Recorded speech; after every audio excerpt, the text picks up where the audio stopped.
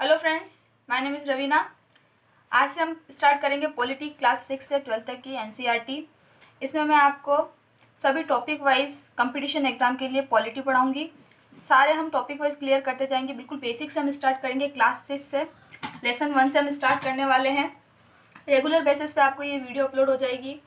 Lesson wise हम पढ़ेंगे। कोई भी डाउट हो आप मुझसे पूछ सकते हैं। आज हम स्टार्ट करते हैं social science, social and political life part 1। हम पॉलिटी पढ़ने जा रहे हैं तो सबसे पहले हमें ये पता होना चाहिए कि पॉलिटिकल साइंस, राजनीतिक विज्ञान होता क्या है, राजनीतिक विज्ञान क्या है। तो सबसे पहले हमें ये समझना ज़रूरी है। तो राज्य प्रबंधन को चलाने के लिए बनाए जाने वाली विधियाँ जो है वो राजनीतिक विज्ञान के अंतर्गत आती है। राज्य प्रबंधन को सुचारू रूप से करने के लिए, जैसे हमारे डिस्ट्रिक्ट लेवल पर, हमारे नेशनल लेवल पर जो सारी विधियाँ बनाई जाती है राज्य को सुचारू रूप से चलाने के लिए, जो भी नई नई विधियाँ, तकनीक जो भी अपनाई जाती है वो सारी हम पढ़ते हैं राजनीतिक विज्ञान के अंतर्गत। तो अब हम स्टार्ट करते हैं लेसन फर्स्ट राजनीतिक विज्ञान का। लेसन फर्स्ट है विविधता की समझ, अंडरस्टैंडिंग डाइवर्सिटी। यहाँ पर मैं आपको दोनों लैंग्वेज में समझाने की कोशिश करूँगी, हिंदी और इंग्लिश दोनों। तो आपकी समझ अच्छा हो जाएगी इससे कि आप इंग्लिश में भी पढ़ सकेंगे और हिंदी में भी पढ़ सकेंगे। तो सबसे पहले हम स्टार्ट करते हैं विविधता की समझ। इस लेसन में आपको समरी बताने वाली हूँ। इस लेसन के अंदर स्टोरी वाइज आपको पूरा समझा रखा है, लेकिन मैं आपको समरी बताऊंगी कि ये क्या कहना चाह रहा है। आप स्टोरी पढ़ सकते हैं, काफ़ी इंटरेस्टिंग है स्टोरी और समझने में भी आसानी रहेगी। तो सबसे पहले विविधता की समझ, जैसे कि पाठ के नाम में ही है विविधता, डाइवर्सिटी। What is diversity? विविधता क्या है, हमें पहले ये पता होना ज़रूरी होता है कि डाइवर्सिटी क्या है। तो यहाँ पर डेफिनेशन दे रखी है, diversity, people are different each other from various ways. एक व्यक्ति दूसरे व्यक्ति से कई मायनों में अलग होता है। जैसे हम अपने आसपास भी देख लेते हैं, हमारी कॉलोनी में, हमारे समुदाय में एक व्यक्ति दूसरे व्यक्ति से कई मायनों में अलग रहता है। रंग रूप में, रहने में, खाने में, पहनने में, दिखने में, कई मायनों में एक व्यक्ति दूसरे व्यक्ति से अलग होता है। वेज यहाँ दे रखे रूप में, लुक्स में, लैंग्वेज, उसका रीजन, कल्चर, फूड, चॉइस। ये सारी चीज़ों में हर व्यक्ति किसी दूसरे व्यक्ति से अलग होता है। तो ये कहलाती है हमारी diversity. All this factors are diversity. यही क्या है?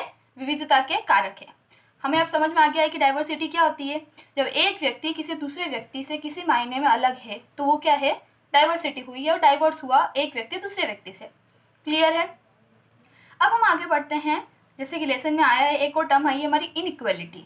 डाइवर्सिटी आपको समझ में आ गया, डाइवर्सिटी क्या होता है। डाइवर्सिटी ये हुआ कि एक व्यक्ति अगर दूसरे व्यक्ति से किसी भी मायने में अलग है, उसके रंग, रूप, भाषा इस मायने में अलग है, तो वही डाइवर्सिटी या विविधता। लेकिन एक टर्म आती है इनइक्वालिटी, असमानता। यहाँ पर हमें इन दोनों के बीच में समझ करना काफ़ी ज़रूरी होता है कि डाइवर्सिटी और इनइक्वालिटी में क्या डिफरेंस होता है, क्या फ़र्क होता है। इसलिए यहाँ लिखा है डिफरेंसेस एंड डाइवर्सिटी, इनइक्वालिटी, विविधता और असमानता। विविधता जैसे कि हमने ऊपर पढ़ा, डाइवर्सिटी, इसके बारे में हम समझ चुके हैं। लेकिन इनइक्वालिटी क्या होता है, असमानता क्या होता है। इनइक्वालिटी और डाइवर्सिटी या डिफरेंसेस जो है बहुत अलग अलग टर्म है। इन दोनों में हमें समझ करना काफ़ी ज़रूरी होता है। इनइक्वालिटी क्या होता है, कब पैदा होती है इनइक्वालिटी या असमानता। Person have not resources and opportunity that are available to other. एक व्यक्ति के पास वो सारी सुविधाएं उपलब्ध नहीं है जो दूसरे के पास अवेलेबल है। दूसरे के पास वो सुविधा है लेकिन एक की दूसरे पहले के पास वो सुविधाएं नहीं है, तो उस स्थिति में इनइक्वालिटी पैदा होती है, असमानता पैदा होती है। उसे हम बोल रहे हैं इनइक्वालिटी। जबकि हमने पढ़ा है डाइवर्सिटी क्या होती है, एक व्यक्ति दूसरे व्यक्ति से किसी न किसी रूप में अलग है तो वो डाइवर्सिटी है। जबकि इनइक्वालिटी, जब एक व्यक्ति के पास कोई साधन है पर दूसरे व्यक्ति के पास वो साधन नहीं है, तो हम वहाँ पर क्या बोलेंगे, ये एक दूसरे से इनइक्वल है। तो वहाँ पर पैदा होती है इनइक्वालिटी या असमानता। एग्जाम्पल, सबसे अच्छा एग्जाम्पल हमारे यहाँ देखने को मिलता है इंडिया में कास्ट सिस्टम। हम इंडिया में रहते हैं, इंडिया में कास्ट सिस्टम के बारे में हम सबको पता है। जाति के नाम पे जो भेदभाव होता है अभी काफ़ी हद तक हमारे यहाँ इंडिया में सही हुआ है, लेकिन फिर भी कहीं ना कहीं हमें देखने को मिल जाता है कास्ट सिस्टम।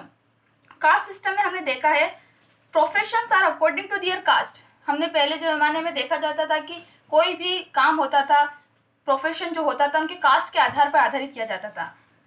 कास्ट के दूसरे अनुकूल ही हमें जो भी हमारा प्रोफेशन है वो चूज़ करना पड़ता था, वो ही करना पड़ता था। हमारे जाति के हिसाब से हमें आगे बढ़ना पड़ता था। हम कास्ट के अलावा कोई और काम नहीं कर सकते थे हमारी सुविधा के लिए, या फिर हमें जो पसंद होता था हम वो नहीं कर सकते थे।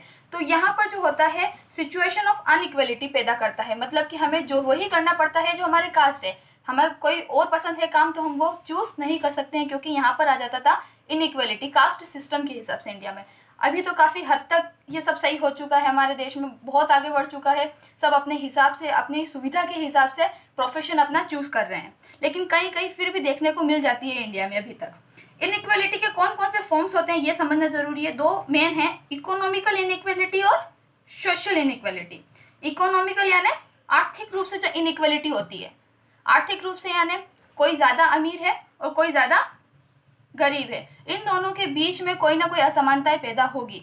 गरीब इतना है कि उसको बेसिक जो सुविधाएं हैं जीवन यापन करने के लिए वो भी उसको पूरी नहीं हो सकती, और अमीर इतना होता है कि उसके पास वो सारी सुख सुविधाएं होती है, वो सारी अपॉर्चुनिटी होती है जो उसको आगे बढ़ने में मदद करे। तो यहाँ पर जो इन दोनों में डिफरेंस होगा गरीब और अमीर में, वो इकोनॉमिकल इनकम के हिसाब से, मतलब उसकी आमदनी के हिसाब से, तो वो हमारा हुआ इकोनॉमिक इनइक्वालिटी। दूसरा आता है सोशल इनइक्वालिटी। सोशल इनइक्वालिटी का मतलब होता है सामाजिक स्तर पर, सोशल स्टेटस के स्तर पर। एक किसी समुदाय में, एक किसी कॉलोनी में एक व्यक्ति को ज़्यादा महत्वपूर्णता दी जाती है, जबकि दूसरे को उतनी महत्वता नहीं दी जाती है जितने पहले को दी जाती है। उसके कास्ट के हिसाब से हो सकता है, उसके काम धंधे के हिसाब से हो सकता है, कई सारे इसके रीज़न हो सकते हैं सोशल इनइक्वालिटी के। तो ये इसके एग्जाम्पल भी हम अमीर गरीब के हिसाब से भी हो सकता है कि जो ज़्यादा पैसे वाला है उसको ज़्यादा हमें देखने को मिल सकता है कि उसको ज़्यादा ओहदा दिया जाता है, जबकि जो जिसके पास पैसा नहीं है, गरीब है, उसको हम देखते हैं कि कम ओहदा दिया जाता है या फिर इतनी इंपॉर्टेंस नहीं दी जाती है। तो यही हमें समझना ज़रूरी है कि डाइवर्सिटी और इनइक्वालिटी में डिफरेंस होता है, जो कि मेरे हिसाब से यहाँ पर समझ में आ गया है। और आपको नहीं समझ में आया तो आप मुझसे पूछ सकते हैं। आगे बढ़ते हैं लेसन में। डाइवर्सिटी इन इंडिया, भारत में विविधता। भारत विविधताओं का देश है, हम सभी जानते हैं। अलग अलग धर्म, जाति, रंग, रूप के लोग बाग हमें देखने को मिलते हैं, हमारे आसपास भी हम देख सकते हैं। मेनली भारत में जो विविधता होती है, इंडिया की जो विविधता है वो दो तरह की है, हिस्टोरिकल और ज्योग्राफिकल, यानी ऐतिहासिक स्वरूप के रूप में और भौगोलिक स्वरूप के रूप में। दो जो मेन हम एस्पेक्ट पढ़ेंगे वो यहाँ पर कैटेगराइज करेंगे कि किस किस तरह से इसमें डाइवर्सिटी होती है। सबसे पहले हम बात करते हैं हिस्टोरिकल एस्पेक्ट के हिसाब से। History of many places shows us how many different culture influence have help to shape life and culture there.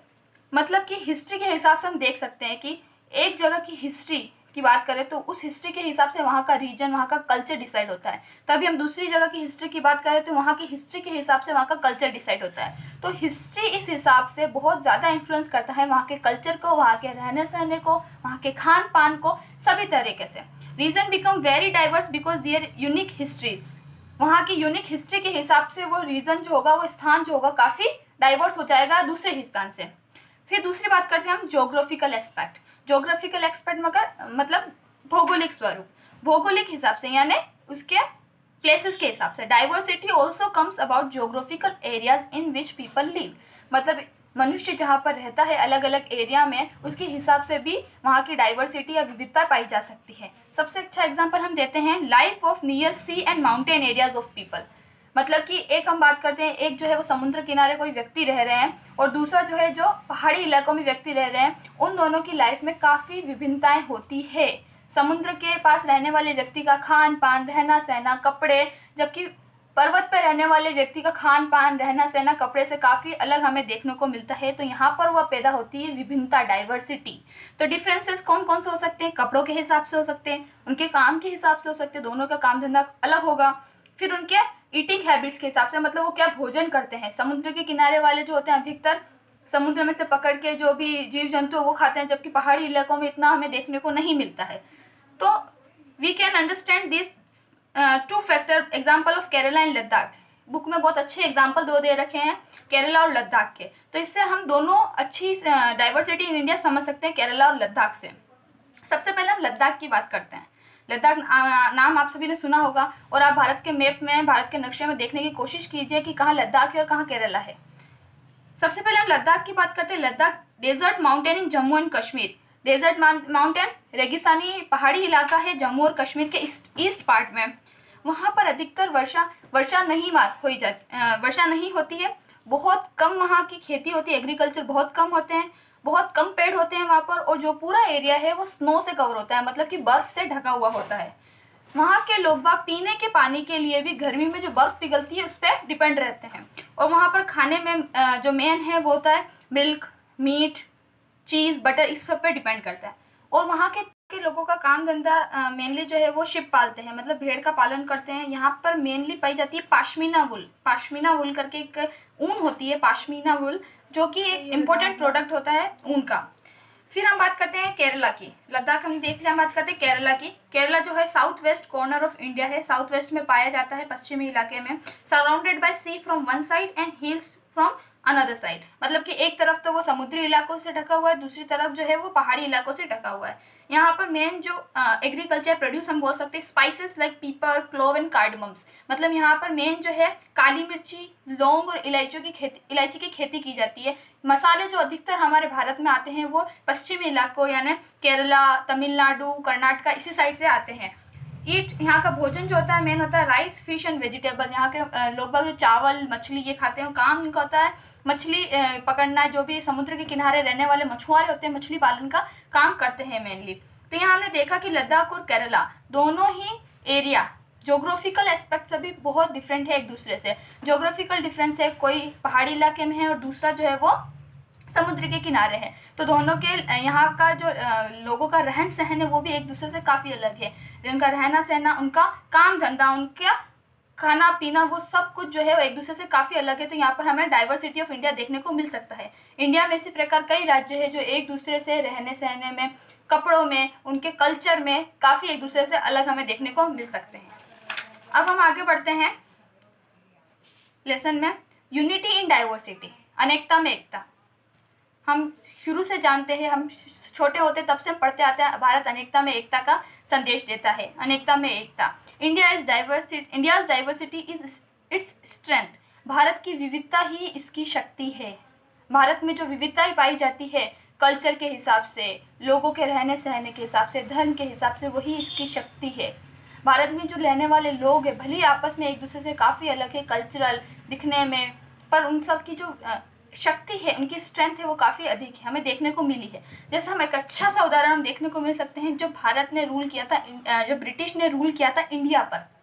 जब ब्रिटिश आए थे, जब उन्होंने भारत को हथिया लिया था, तब उनका रूल किया था, तब उन्होंने सोचा था कि इंडिया जो है वो काफ़ी मायनों में डिफरेंट है एक दूसरे से। इंडिया के लोग बाग जो काफ़ी मायनों में डिफरेंट है, उनके रिलीजन के हिसाब से, उनके कास्ट के हिसाब से, उनके लुक के हिसाब से, खान पान के हिसाब से, कल्चर के हिसाब से। तो उन्होंने सोचा कि वो इंडियंस को डिवाइड कर सकते हैं और उन पर रूल कर सकते हैं।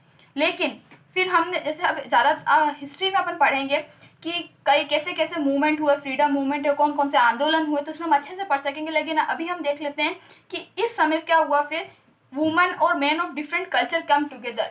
मेन सभी जो अलग अलग धर्म, जाति, समुदाय के मनुष्य, आदमी और औरत जो भी है वो सब एक साथ आगे आए। वहाँ पर उन्होंने दिखाया, उनकी एकता दिखाई नेशनल मूवमेंट और फ्रीडम फाइट के थ्रू। उन्होंने बताया कि भारत में विविधता भली है, आपस में रिलीजन के हिसाब से विविधता भली है, लेकिन उसमें भी एकता है। उन्होंने नेशनल मूवमेंट के हिसाब से, फ्रीडम फाइट के हिसाब से एक्शन टुगेदर किया था, टुगेदर एक्शन लिया था उन्होंने ब्रिटिशर्स के खिलाफ।